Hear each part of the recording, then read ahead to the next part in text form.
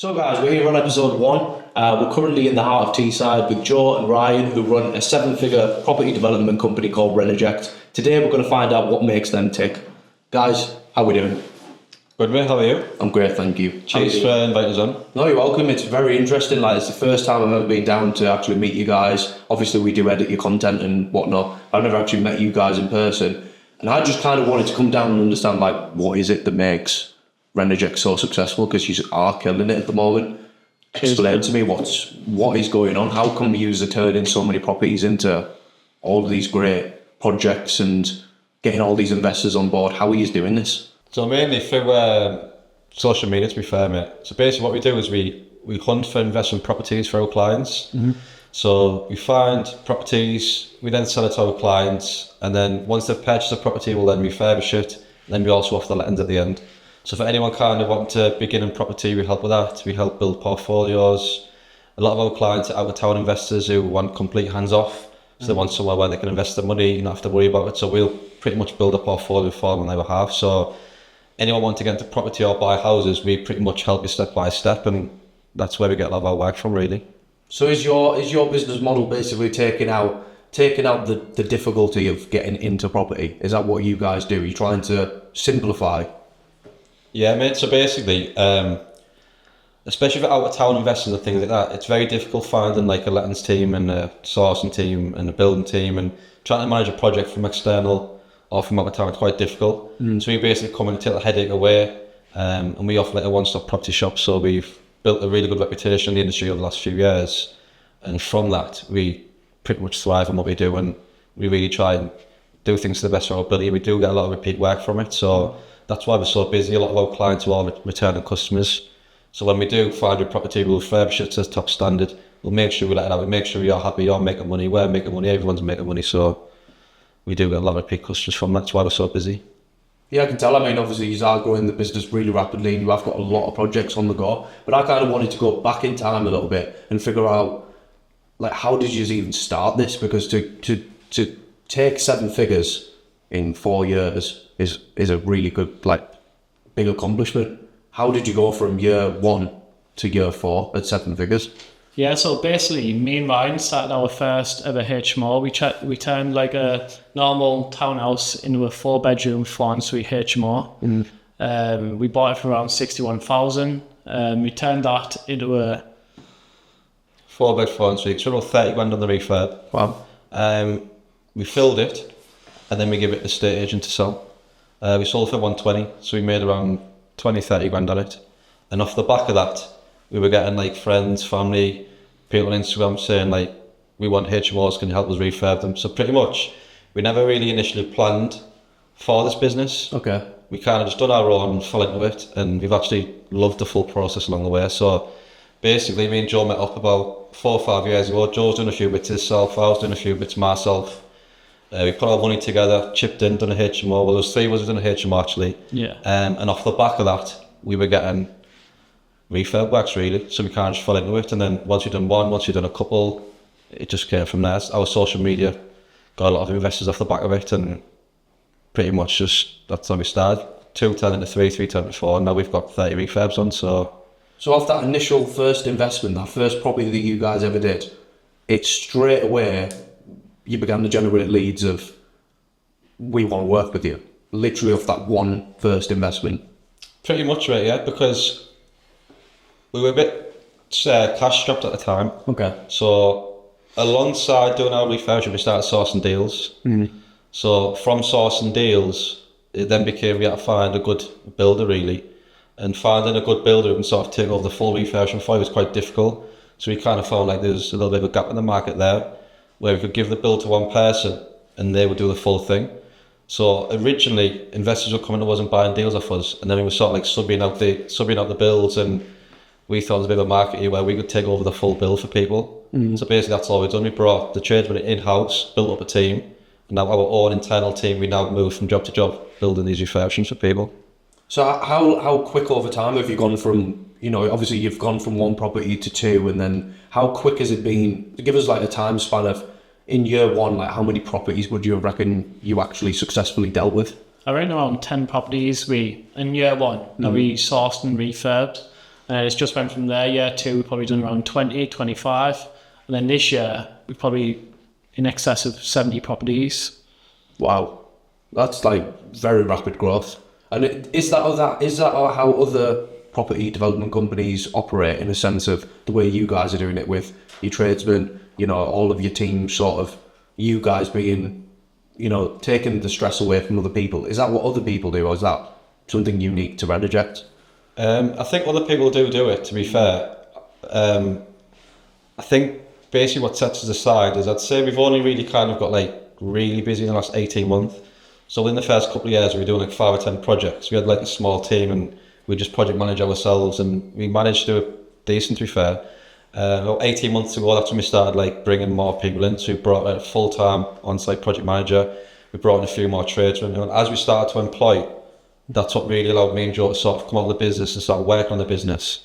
And that's when we see like the acceleration in growth in terms of jobs coming in and stuff, is when we start scaling up. And basically about 18 months ago, 2 years ago, we went from like 10, 20 jobs to like 50 a year. This year we've got 30 on the go right now. We've probably got between 30 and 40 in legals, and I think we've got about 20 which have already hit the lettings market this year. So next year's projected to be even busier as well. That is insane. So obviously, where do you see, if you've done that in 4 years, where do you see the next 4? I see us doing big developments, ground up developments. We've currently got an apartment scheme on where it's converting a shop into 3 commercials downstairs and 5 self-contained apartments upstairs. So that's what I see ourselves doing, kind of getting away from the 4-bed, 5-bed HMOs, doing big 10-bed, 11-bed HMOs that we're currently doing them on a bigger scale, and doing the apartment schemes, as I've said. So the apartment scheme that you've currently got, that's your biggest investment at the moment, right? Or is that the biggest property development thing that you've had so far? Yeah, it is, yeah. And so why is that the biggest thing? Is that because of the shops and the apartment amount? Was that what it is, or what is it? I think it's just it's like a statement type of property because of where it is and the type of refurb. I think it's for like that's the next step, really. Okay, so obviously, is that where you want to go with Renoject? You want to go into that kind of space and move away from them housing markets? Well, I'd say at the moment we've got the full HMO cycle systemised. So we've got a team who can like manage that basically without me and Joe having to pay too much attention to it. So we still oversee it, but now we've got the right team to systemise that. It's freed us up more time to look for these bigger jobs. So we've got that one starting now, as Joe mentioned, the commercial and residential both. We've got another one in Hartlepool, very similar. That's basically what we're looking for at the moment. But then in a year, 2 year, like ground up, new build apartment blocks, you want to get at that type of stuff.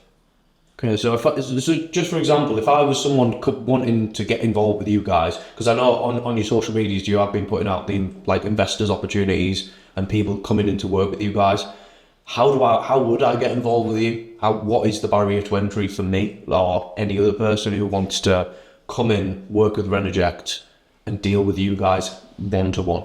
So what we do is we arrange an introduction call with yourself. So we jump on the call, find out exactly what it is you're looking for, exactly what it is you want to do. We'll run through some examples and basically we'll help you find a property specific to what you're looking for. We'll source the property, we'll refurbish it, and then we'll help you let it. But we don't just do source and all that type of stuff. We also do a lot of work, external work for private customers. So we do get full house renovations, like the commercial residential with refurbing. Now that wasn't sourced or anything by us. That's just by external people seeing what we do and want us to refurb it for them. So anything property related or refurbishment wise, we pretty much cover it all. I'd say in them last 18 months, we've built that credibility through doing the HMOs. I think the HMOs were like the foundations of our company. And from there, we've built up obviously the credibility to be able to do these big developments. Why HMOs? Like, why did you decide to go and do HMOs? Like, actually, firstly, explain what even is a HMO. Well, the HMO is a house of multiple occupation. So it's basically a house where you put 3, 4, 5, 6 people in. It's like a shared house. So the main reason we bought our own was cash flow. Okay. So the 4-bed HMO and the cash flow on £1,000 a month. So we do have buy-to-lets as well, but the buy-to-lets might make 350, 400, where HMO you can make up to £1,000. So we source buy-to-let HMOs we source pretty much everything, but with our current clientele, HMOs are the most popular, so that's kind of why the HMO section is so busy for us. Because out of all the deals we source, that's what everyone seems to be after, because of the high cash flow and assets. Yeah, obviously it brings in more revenue all the time, and you can just build quicker, I guess. Yeah. What if I came into Renoject and I didn't want a HMO? Is that something that you guys would do? Yeah, so we offer everything, mate. We can build your portfolio for you with whatever you want. You can come in as a silent partner if you kind of just want a return on your money. So if you've got money sat in the bank and you don't know what to do with it, you want to make money on it, you could just invest in Renoject as well. That's where we'd go and buy our own stuff, and kind of like a JV, we'd give you your money back plus a fixed return. Or we can do the portfolio building. You can build your buy-to-let portfolio, we can source your HMOs, commercial shops, residential shops, apartments. Literally, if there's anything property related you want to get into, or if you're not sure whether it's right for you or you don't really know what you're doing, we can just jump on a call and we'll be happy to help you. So would I need some sort of, I guess I need some sort of large capital investment to be able to do that opportunity with you guys? What is that usual process? I'd say the barrier to entry is around 20 to 30,000. I don't really believe in all these people who are selling all the no money down courses and stuff like that. I'd say the best route to do, if you've got no money and stuff, is go down the sourcing route. So we're currently teaching people how to get into sourcing and stuff. So do like a bit of a mentoring thing where we're showing people who've got no money and stuff how to get into property. So typically our sourcing fees start from £3,000. So we've got clients, core sources who maybe send us one deal a week. Okay. Or even one deal a month. Right. So we'll sell a deal, say £3,000, and we'll just split the fees 50-50. So if you want to get into property and you have no money, you could go and hunt for a deal, send it to us, we would send it to our clients, we'll just split the fees. So even one deal a month, you could make 1,500 quid. That's how we got into property as well, to be honest. So our first property was through savings, through our jobs and stuff, but that literally tied up all our capital until that job was fully done. So that's why we ran the source alongside it. It is really lucrative, to be honest, for people wanting to start in property. So that's why we do get a lot of core sources and stuff as well. So when you say like the sourcing aspect, say if there was people out there who want to earn that little bit of extra cash, how would they go about sourcing a property? Is this kind of like finding more right move, sending it? What is this process? Is it finding the actual physical property and knowing the seller? What is this? So we've got like a retained client list with a lot of our investors, which is where we'll jump on a call with them and they'll specifically tell us exactly what they're looking for. So it's a bit like a shopping list. Okay. So we kind of know exactly what to look for, so we can share that with you. It typically involves below market value properties which with potential to convert to HMOs, and properties with potential to convert into shops with residential above. So there's a few different areas in which our investors look for, so that will determine what separates a good deal from a bad deal. But obviously we'll share that with you, so you kind of know what type of deals to source. But pretty much anything run down where you can add value, like convert with HMO, things like that, sell really well with our current investor list. So is that what you guys would advise if someone is wanting to get into property, maybe starting sourcing and figure out a pathway to entry, especially building capital along that line first, and then moving into, right, you actually need, a big bag of loot to spend? Well, that's what we did, to be fair. Because there's no barrier to entry to sourcing. You can literally drive into a estate agency now, secure a below market value property deal and sell it to an investor for £3,000. So it's a quick way of building your pot without spending any money. But I would say you don't need a big pot to invest in property either. Okay. Because there's ways you can leverage finance to help you buy properties. There's ways you can leverage development finance to refurb properties.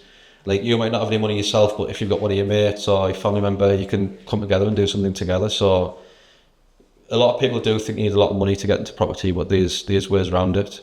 Like Joe was saying about the normally down deals, like, they are out there. It's very, very rare to find. But there's creative things you can do in the market which you don't need a lot of money for. So what is the no money deal? What is that? So basically, an example would be if you owned a property which is run down, and we didn't have the money to buy it, we could come to you and say, let's do a joint partnership. We'll renovate your property for you, and then we'll just sell and split the money. That's just an example of ways you can get a property without having to pay hundreds of thousands of pounds for a house. Or you could be time rich, but money poor, and that could be the opposite. So you could put the money in, I could fully manage the process, and you could split the money. There's like a few creative ways, but we'll speak about that in our like mentorship program and stuff like that in a bit more detail. Okay, so they sound like quite a rare thing to come across. Yeah. They're not frequent. You don't really find too many of those properties available where it's like that joint partnership can happen and we can just make some easy money without putting anything down. Yeah. So like Joe was saying, that's probably why we recommend sourcing is a really good way to build your capital. Because if you use sourcing and then you leverage your pot against bridging and development finance, you don't need a massive pot of money to do a build, because people will lend you money for the build if the deal stacks. The most important thing is just find a deal what stacks. And yeah, the money's the easiest bit really, as long as you find a really good deal. Interesting. So where do you guys see not only the company but yourselves as well? Because like, how has your mindset changed over the past from the beginning of Renoject to now? Because you've done so successful as in equity wise, and how much you've built the company up to.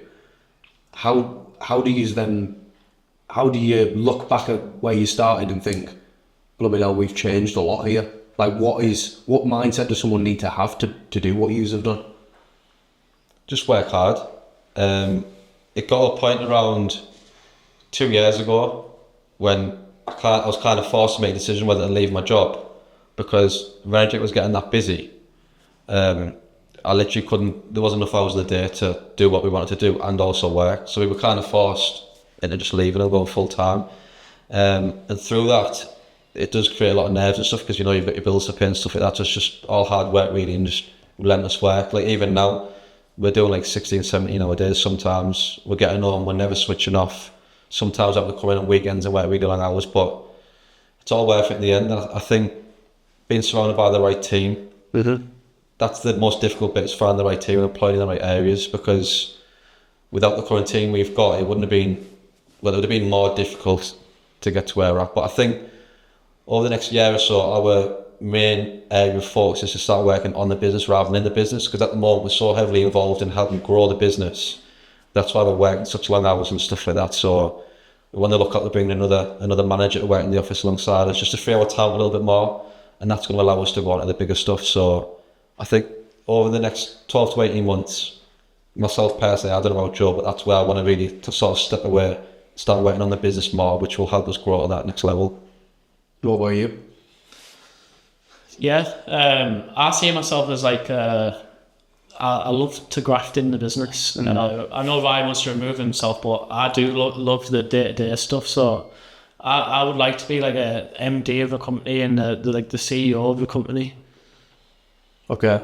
And obviously, like, what advice would you guys give just to someone like myself, like someone younger than me, just who's really looking to grow and scale a business to what you have got it to? How do you do that? I'd say it's quite cliche really, but just make sure you're doing something you enjoy. Because if you're doing something that you enjoy, then you're going to be putting 100% effort in. Like, we love what we do every day, so it makes it a lot easier to get up early and go on home late. Like, I know everyone says that, but you really need to do something you enjoy, because it doesn't feel like work if you love what you do. What was the biggest challenge of quitting your job? Like, how did you feel about taking that risk of going, right, I'm going to put everything into this company and I'm going to leave? My biggest risk was the money situation, because obviously we had bills to pay, and it was kind of just at the point where we were starting to get a little bit busy, and there's people in the background saying, like, don't leave your job, like, you've got your security there, you've got this and that. So that obviously made this step a little bit harder for me. But it got to a point where I remember saying to Joe over the phone, I was like, we need to make this decision now, either we need to start handing more work off, or we're going to have to leave our job. But at the time, there wasn't enough money coming in equivalent to my job, if you know what I mean. So I couldn't fully focus on the refurbs while working, but at the time the money wasn't enough to like kind of cover my bills and stuff. So I had a little bit of pot of savings in my bank, and I kind of just went for it. But from there, obviously since we were both full time and really pushed it, we just went mega busy. And from that moment that you did actually quit your job and you did take Renoject seriously full time, did you see a massive growth? I would say within around 3 to 4 months, that's when we noticed the biggest growth, because when we both went full time, I think we had maybe 3 refurbs at the time, sorry. So we kind of, for the next 2 to 3 months, we just went, right, let's just go and source a load of deals. So for 3 months straight, we relentlessly hunt for deals. And we've done a couple of months, 2 or 3 months where we were sourcing loads of deals, to be honest, probably 2 or 3 deals a week minimum, which was really good at the time and making good money and stuff. But then 3 months down the line, when all these started coming through legals and all completing, we had like loads of properties coming through for refurbishments. So I would say about 3 months in, that's when all the refurbs really started to like start coming through conveyancing and stuff. So that's when we noticed the biggest spike in growth from 2 years ago. We didn't really have the operations behind it to back it up as well. Okay. So that was something that we had to scale massively. We struggled for a little bit, but we ended up building the refurb team and all the back end, all the back office into the team it is now. So have you had any point during, Renoject's lifespan of where it's just been no business, no money, things are going actually quite bad? Or has it been upward trends? I think we've been at times where there's been no money and stuff, but I think that's in every business as you're scaling. We've had cash flow problems, but I think if you don't have them points in business, like you don't know where to go, you don't know what's the word for it. It's all like a learning curve, isn't it? Yeah, it's like a learning curve. If you haven't hit them points in business, you're not really a businessman, if you get me. So what would you say is your biggest low during this Renoject period, personally? I don't think there's anything personally, really. It's more like the poor cash flow at the beginning, I would say, more than anything. So as the first job started coming in, I would say poor cash flow management. Because we were spending money on buying our own properties when it wasn't really our money at the start. So say for example we were buying like a 60 grand house, we might have like 100 grand in the bank from like a few refurbs, and we think, oh, we're flush. But really it was like money for other projects. We were going out buying properties, so it was a bit of cash flow management gone wrong there. But yeah, we got through it in the end, didn't we? Yeah, that's pretty much what was happening. So obviously we had money coming in from the refurbs, and then we started going to expand our own portfolios. And it was getting to a point where there was more money left to pay on jobs, more than what was due coming in. If that makes sense. So as we were doing our own portfolio at the side, we had to find more money from savings, friends and stuff to like basically push these jobs to a finish. But now we've got some proper systems in place. Now that's obviously solid, but coming through them sort of issues, it's allowed us to develop like really good systems in place now, because then obviously it's not going to go back to how it was kind of thing. So we've got like a separate pot for our own portfolio, and then obviously a separate business for all the construction side of things. So from the construction side, me and Joe actually don't take any money out anymore. So any money what comes in, we use that to invest in like our new office, vans, staff, and we just put it all back in, and that's what we're using to try and scale the business. We pay ourselves through obviously like the sourcing and stuff. So the construction side of things now, we're really wanting to push that over the next year to grow and scale.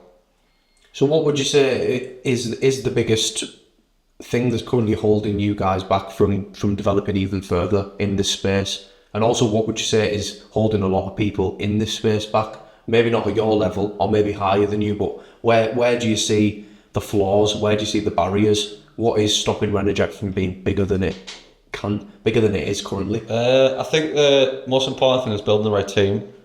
Because when we first started, we were chopping and changing with tradesmen and chopping and changing with staff, and it was a bit difficult where we were so heavily involved in that we couldn't really push to the next thing. Which is what I was mentioning earlier. Now we've got obviously Colin, the project manager, we're bringing in better tradesmen along the way. It's making our lives a little bit more easier. So that's not as time consuming. That area of the business really systemised at the moment. So now it's freeing up our time to push on the big thing. So I'd say previously it's the time element for myself. And I was so heavily involved in that, it was sort of holding us back for looking for the bigger stuff and meeting clients and things. But now we've also got a better team. It's freeing up my and Joe's Colin a little bit more to maybe start focusing on that. So I'd say time is probably our biggest restraint from going to the bigger stuff at the moment, but that's something we're working towards. What about you, Joe? Finance, probably. We'd love an investor to come in and obviously invest in ourselves. We had previous investors, but we need someone to come in and like fund our bigger developments and stuff. At the minute, we're just focused on buy-lets. We've got a few service accommodations, HMOs. But to push our like own portfolio on as well as Renoject, we would love like for an investor to come in and just help us out, push our projects on. So these investors that you do get brought in, how do you manage dealing with them? Because I would imagine they have a lot of capital and net worth and whatnot. How do you sort of make sure that the projects are successful and that they are getting the return that they want? How does that whole process go, and making sure that you meet the requirements for them? One thing we do put in place is JCT contracts and stuff. So if you come to us for a refurbishment, we'll lock the price in. So you know if we say it's 30 grand refurbishment, it's 30 grand refurbishment. So that just gives you that extra safety net and clarity that you're not going to be paying more money kind of thing. So that also helps our own development as well. So we know how much things cost.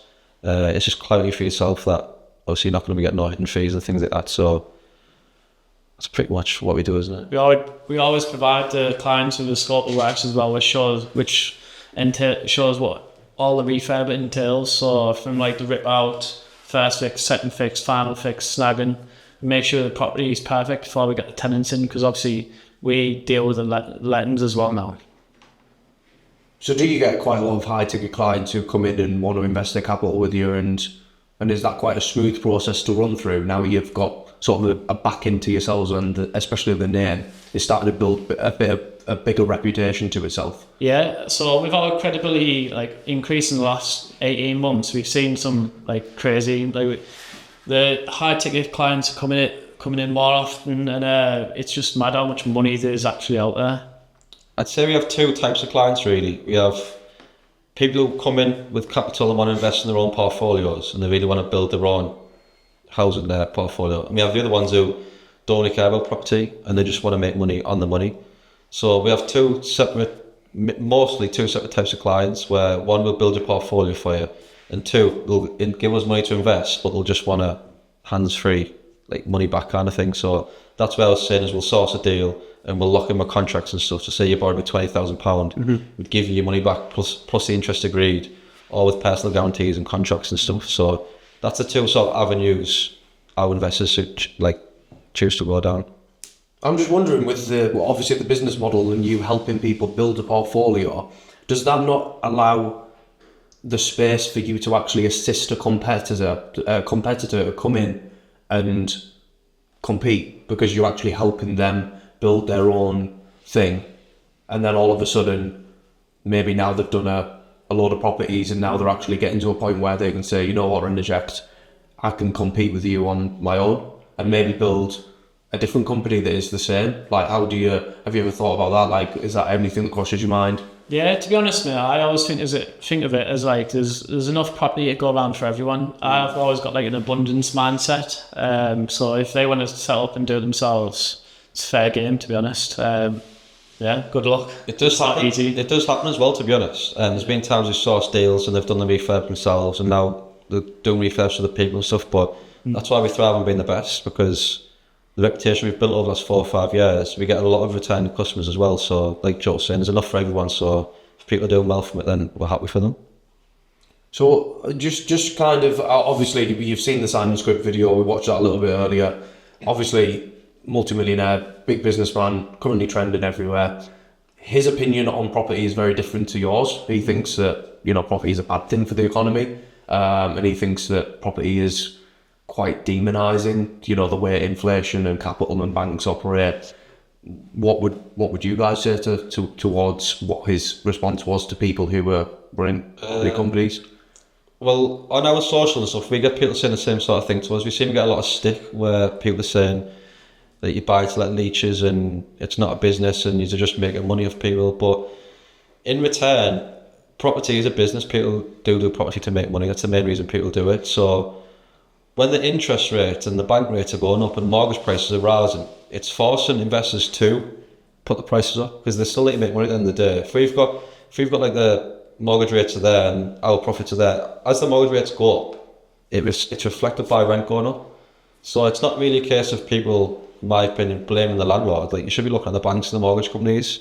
They're banging their rates up. So that's the only reason, that's the main reason landlords are putting the rent up, because they still need to make the margins on the property. So that's my initial take on it. You need to look at the cause of the rent going up, rather than it's the mortgage rates really. To be honest as well, we only really do empty properties, so we're only bringing back property back to life. Like empty properties, we never really do tenanted properties, so we are bringing more supply into the market.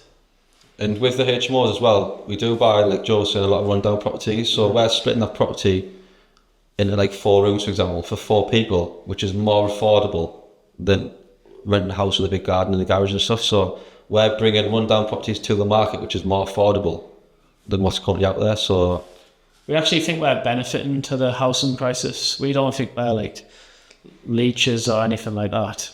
We think we are benefiting it. Yeah, we're bringing more affordable, high-spec property to the market, which was empty. Now people can live in it. So we're actually helping, in our opinion, the housing crisis. So, So what do you think Simon's opinion on the property market was a little bit off, or where do you think that stemmed from?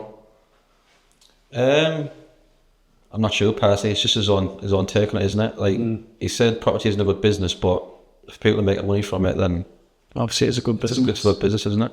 Yeah, I think it's more, obviously his point was the effect on the economy rather than anything, buy to let, increase in rent prices, increase in mortgages, things like that. I mean, is that an actual issue inside of the property market, with unaffordable housing? Is that currently something that's a bit of a difficult one to get past? I just think it's simple supply and demand. We're not hurting the economy if we're bringing houses that are empty back to the market. Yeah. I think it falls back on what I was saying about the mortgage rates and stuff. Like the rents only increased so much because mortgage rates have like doubled. So you need to look at where it really stems from, in my opinion. Do you think the current government's affecting your guys' business model? I think it will in a couple of months when the budget comes through from Labour. What do you anticipate to happen? Or what do you hope doesn't happen? I hope that they don't just go after landlords, because a lot of landlords are already struggling with the current legislation that's getting in place. It's just getting more and more legislation as it goes on. I think there should be a bit of slack on landlords. They're not all bad. A lot of them are just working class people. So yeah, we just don't want them to try and sting us, really. Yeah, what would you ideally like to be introduced to sort of help solve the problem of what you guys are dealing with in any aspect? Is there anything you would have liked to see in the government go, actually we can help fix this for these reasons?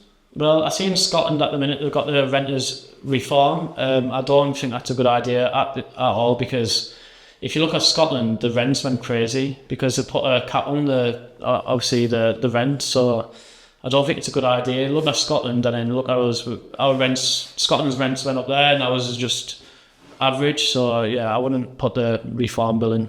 So what is the renters reform? It's basically that they're looking to get rid of Section 21, which is an eviction notice that you can evict any tenant at any given time. I think this benefits landlords because sometimes you do get tenants that aren't willing to work with you. So I think you need to get the right tenants in place. Okay. I mean, in a sense of do you think Labour in being in government have been beneficial to your guys' business model, or has it made any changes since then? I wouldn't say it's affected us yet, to be honest. I know there's more things going out in the next month or 2 months, but it hasn't really stopped our buyers from buying deals, and it hasn't reduced our workflow. So at the moment, I wouldn't personally say it's had much of an effect at all. I think it's just a lot of scaremongering at the minute. We'll see in a couple of months what happens. Yeah, definitely. I do want to touch a little bit back on the mindset thing, and especially the one thing I do want to talk about is because how many staff have you guys got currently employed? 11 in the construction business. 11 in the construction, and would you plan to be increasing that over the next year, 2 years? Yeah, we're going to have to. Yeah. I think the next step is another manager. Okay. Because when we look at our current list, for one manager to work efficiently and effectively, it's around 10 to 12 properties. So anything more than that, job starts slowing down and things. That's where we've kind of had to step in, and we've had to share the workload to make it run well. So we've got Callum there at the moment who's doing 30 refurbs. That's why me and Joe are still heavily involved in that, make sure it runs smooth. So ideally we want Callum dealing with maybe 12 to 15. We want another manager to come in to deal with maybe 12 to 15, and then more tradesmen. We've built up a really good team of tradesmen over the last couple of years, but we sort of rely heavily on around 11, 12. So the busier we get, we're going to have to bring more in just to handle the demand. And how did the business transition from, when it was just you two to having them first members of staff? Was that a difficult experience to go through? Was that like something challenging to be like, actually we need a team here, and getting through that door and being like, right, okay, we've got a team now, we've got people on the payroll, we've got people's jobs on the line. Was that I think it's hard getting the right people in place. I don't think it's hard managing them if you've got a good set of people, but I just think it's really hard recruiting the right people these days who are willing to work with you, who are willing to work hard. So originally on the first few refurbs, we were just subbing out as a tradesman really. Our first employment was Callum as a project manager. So Callum was with his wife from the beginning. He helped us to have one first HMO, so we knew he was a good lad, trustworthy. So he was the first lad we brought in, employed. And then we slowly started bringing tradesmen as well. So as we used to sub it all out originally, over the space of a year, 2 years, we brought it all in-house. So now we've got an internal team. We still outsource bits and bobs as we're busy, but 90% of our work is the core internal team. so what are you looking for in a manager who comes a part of your team? Trustworthy, hardworking, someone who's really organised, because organisation is the biggest thing for us right now. There's been times where if you're not heavily organised, things start falling behind, and one tradesman being unorganised knocks everyone else back. So I'd say the pre-construction of a build is the most important thing in our business right now, because prior to work starting, if we can get that nailed, it makes the full process a lot smoother. So we will look for another manager who's really organised and put the right steps in place, which makes the full cycle a lot smoother. And are you going to start thinking about, because are you currently just located in Teesside? Is there no properties outside of that area? No, so our office is based in Teesside, but we do work anywhere in the northeast. Yeah. So we've got a lot in Middlesbrough, Stockton, Darlow, got a few in Hartlepool, and we're expanding up towards Newcastle way now. So anywhere in the northeast, we'll cover it. Do you see you guys expanding past the northeast? I think there's enough to go around for the time being in the northeast, such as the big cities, Newcastle, Sunderland, Darlington. But eventually, yeah, I see myself being a nationwide property developer. Okay, and obviously, is one of the main sort of long-term goals for Renoject to be that name, that brand within the northeast, to be known as we built this here, we're reputable, you can trust us, you know who we are, and then kind of expand outside of that? Yeah, well, from day one, we both sort of agreed that the brand is the most important thing. So it took us ages to come up with the name, didn't it? And the branding, like the orange and the black, like we wanted to make sure we got that right at first. So it took a long time to sort of bring together that brand. But we all said from day one, long term, we do see it like being like a nationwide developer. So Yeah. that's why we see ourselves in a few years. Where did the name come from? Renovation and project. Just merged it in one. Yeah. So it seems quite simple, but it took so long to think of it. Yeah, it's pretty. I've actually been thinking all day. Where does it stem from? Yeah. And just trying to understand where you've got that from. Did you when you started the business initially? Was that day one of Renoject, or was that just you two solo making a move, and then Renoject itself as a company came later? We done our first HMO without it being called Renoject. Just ourselves, yeah. After sitting in Starbucks for I don't know how many days, but weeks, we made Renoject. So we set up Renoject for the first conversion, really. So all our own stuff was just our own stuff. But then as we started getting builds on, Renoject was formed at the beginning. Yeah. And you guys have been operating remotely out of coffee shops, right? Pretty much until this office space existed. We had an old office, but we didn't really make use of it, to be honest. It was on Victoria Road in Middlesbrough. It was only a little one, probably the size of this room. Now this one's 1,800 square foot. So yeah, big difference. There was no parking or anything, so we found ourselves just in Starbucks, David Lloyd's, Costa. I mean, we just working remotely, really, driving from site to site. So it's a good time to scale up, really. I just want to try and understand that mindset of how you sit in Starbucks or Costa and turn a business into what you've turned it into. That's what I'm really trying to understand, because I think that's a lot of people. I think a lot of people experience that, and I think a lot of people, it's hard. You think you're nowhere when you're sat in a coffee shop, but actually you can be building an empire. Yeah. So how do you see that? Well, that's where all our initial ideas came from. Just sat in a coffee shop, bouncing ideas off each other, writing stuff down. But a lot of our job is site-based, or it was site-based as we were starting off. So even though we worked from coffee shops, it was only a couple of hours a day. A lot of it would be done at home on laptops, but the average 8 or 5, probably 90% of the day was site-based. So we'd book the lads in for work, we'd go to sites, check everything was all right, do updates for the clients, reviewing properties, securing them. So it's probably a couple of hours a day we were in Starbucks, and a lot of our work is site-based. I think it's just from being like relentless. As soon as we wake up to when we go to sleep, it's just property every day. And I was being for the last 3-4 years. Mad. I think it's just insane to just go from. Obviously, I understand it's our side based, but I think a lot of people experience that place of they don't have an office space, they don't have somewhere to work from, working from a coffee shop. Yeah. Building a business that's doing really well is so impactful, and I think people hearing that story and understanding that it's actually possible is such an impactful thing to experience. And just trying to like give those little freebies for beginners, not just in property but in any business, because I think you've scaled it up so well that it's just, I mean, it shows the opportunity that anyone can build. Yeah, I'd say it's important to get educated as well, because as we were starting off, we were putting a lot of time, effort and money into our education. So before we started the business, we kind of knew where we wanted to go with it. We were putting a lot of time in getting educated, getting to know the area, getting to know everything about it really. So as we were getting the first few refurbs coming through, we were just really hungry for it because it kind of been something it built over time. So I think having a, like I said earlier, love for what you do, it does help as well. So it makes the long nights, everything seem worth it. How do you view your partnership? Because I think, co-founding is a difficult one to find, not just for myself, but for a lot of people. I think it's a very difficult thing to find, and you two seem to work at it in tandem. I think the main thing, the foundation of all business partners, is well and trust as well. So obviously we trust each other with everything, which helps a lot. And obviously we've both got strengths and weaknesses, so the things I'm good at, I kind of do. And the thing I'm not so good at, and what Joe's good at, he does. So it's just knowing exactly what each other's good at, what he isn't good at. So we've kind of got roles of responsibility. So I look after certain parts of the business, Joe looks after certain parts of the business, so it works well. So anything sort of like sourcing, dealing with clients, lead generation, you sort of look after that kind of things, don't you? And anything, so basically Joel source a property, he'll liaison with the clients, he'll manage it through the conveyancing, and then it sort of comes over to me.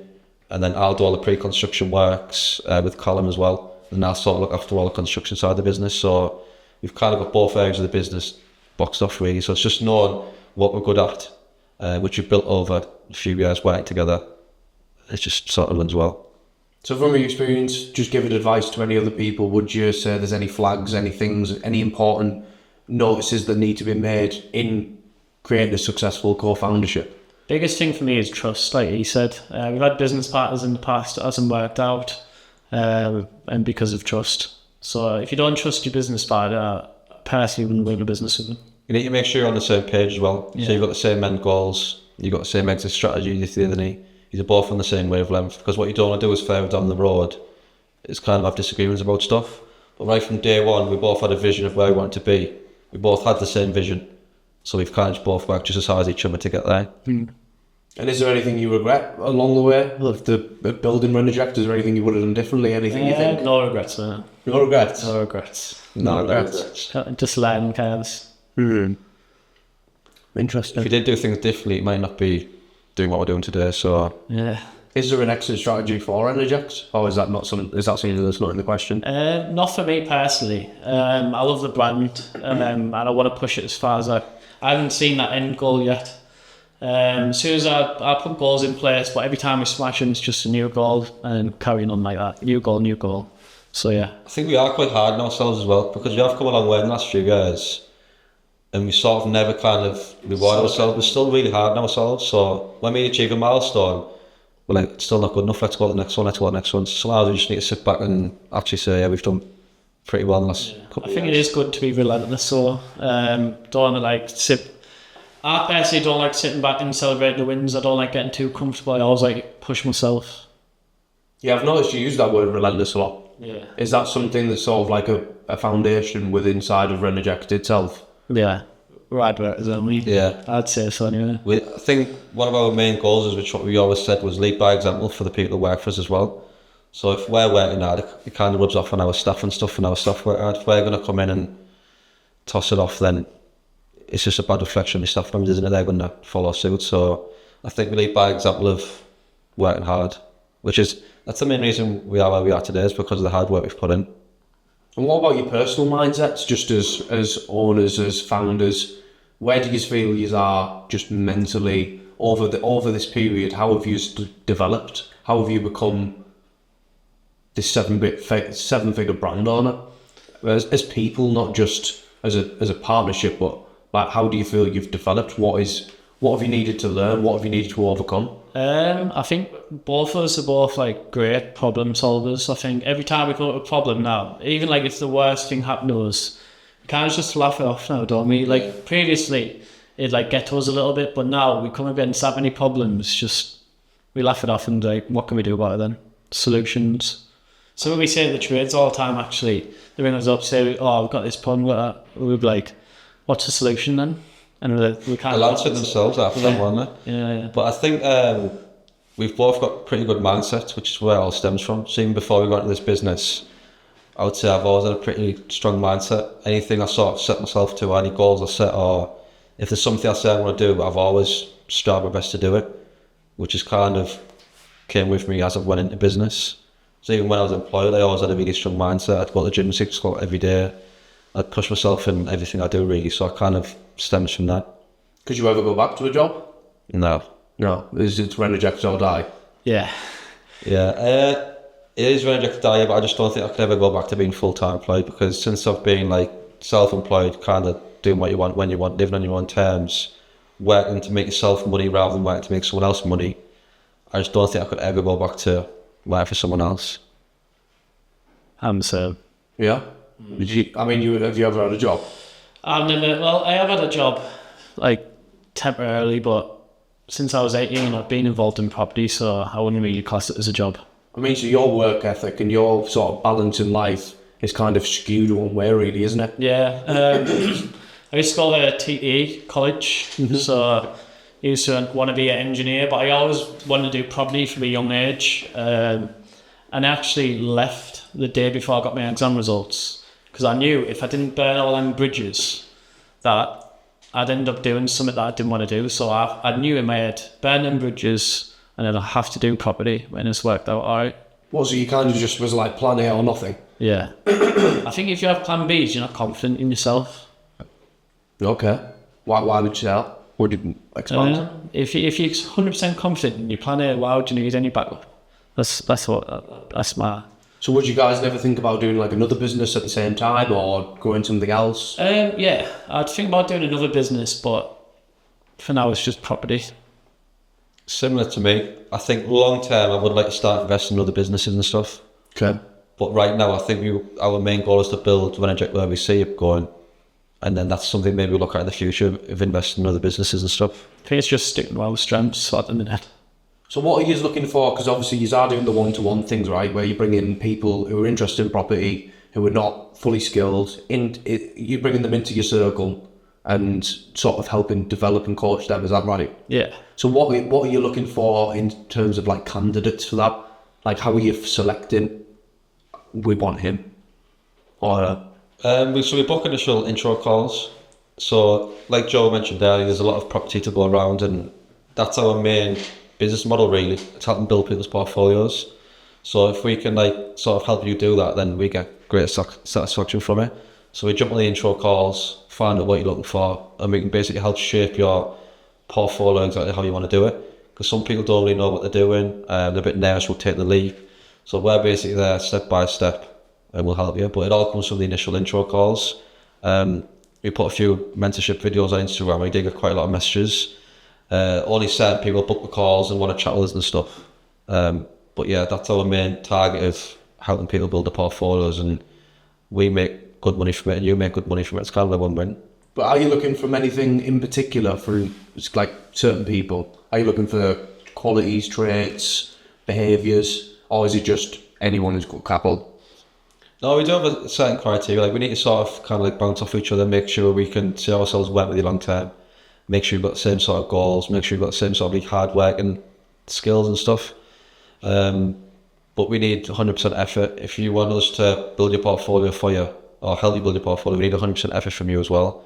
So we want someone who's really wanting to like, they're hungry for it, similar to how we were a few years ago. You don't really want people coming in unless they're going to fully go for it themselves as well.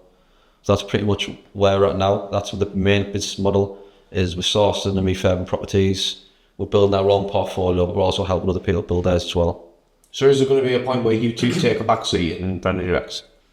Possibly, yeah. If we get big enough, obviously we'll hopefully get like an MD or someone who can run the construction side. So me and Ryan can focus with the investors, sales calls, stuff like that. Because I know you said you just want to work on the business rather than in the business. So what does that mean for you guys in the future, looking forward? Personally, I think that's more towards the day-to-day business. Okay. So I don't see myself at the moment, I don't see myself coming away from the business. It's just more of bringing the right staff in to run what we're doing now, so we can work more like managing the staff, meeting clients, more of doing that sort of thing rather than being so heavily involved in the day-to-day running of the business. I see bringing managers in to run that for us, and we sort of run the managers rather than, like I say, so heavily involved on sites all the time, in the office all the time. We want to be at that point where we're doing a lot more client meetings and moving on to development, structuring bigger deals, while we know that's getting run in the background. And do those people who you're going to bring on board, do they need experience? How would you select them? Well, we've actually got a few job adverts at the moment, so we are actively looking for managers. But we need someone with the experience who's done something similar to what we're doing now.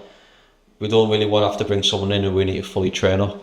Ideally, we want to bring someone in who can hit the ground running, really help systemize this part of the business, so we don't have to like go through months and months to train someone up. We want someone experienced, hard working, who can come in and even maybe help us go to the next level as well. So what if someone wants to get involved with you guys but has zero experience, zero capital, I want to get involved with Renoject, how do I do it? Well, that's why we offer the mentorship. We'll teach you how to get the sourcer and things like that. So sourcing, low barrier to entry, you don't even know money, good way to make money. Or you could look to structure some no-down deals. Like I say, they are hard to find, but we do touch that in the mentoring as well. Okay, where can people get in touch with you guys for like mentoring programs? Instagram. So if you want to message on Instagram, we'll book a call. We've got a link tree on our Instagram as well, haven't we? So you can book a call, we'll jump on, we'll have a one-to-one with you, chat about a few things, and if we're for you, great. If not, then that's fine. But we'll look at different ways we can help you, depending on what it is you're actually looking for. Good. Cool. Do you guys want to say anything, just finish off the podcast, anything for people who are watching, keep people motivated? Yeah, we're pretty much on the up and rise at the moment, aren't we? We've got some pretty big things in the pipeline, so it'd be good to sort of follow us, see what we get up to and stuff. And I'd just like to say thank you to you guys as well. Been doing all our content the last few months. No, sick. We're loving it. Big shout out to Supply Juice Media. Many more things to come in the future as well. Yeah, class. Yeah, it's been a great experience. Great to meet you guys. And as I say, hopefully we stay in touch and keep things moving forward. And we'll see Renoject in a few years and take it to the moon. Yeah, definitely. Both be at the top, mate. There we go.